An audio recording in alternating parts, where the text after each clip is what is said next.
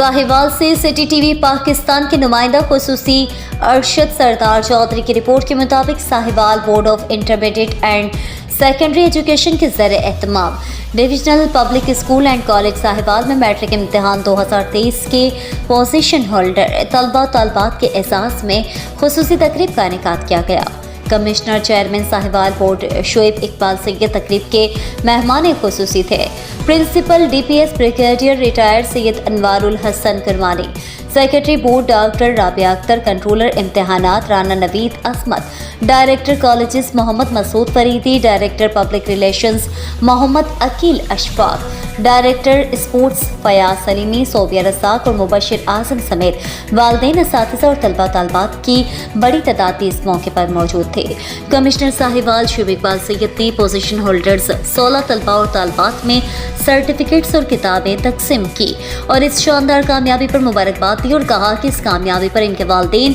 और असातिज़ा भी मुबारकबाद के हकदार हैं, जिनकी बदौलत आज वो इस मकाम पर है। उन्होंने कहा कि ये बच्चे पाकिस्तान का मुस्तकबिल हैं और उन्होंने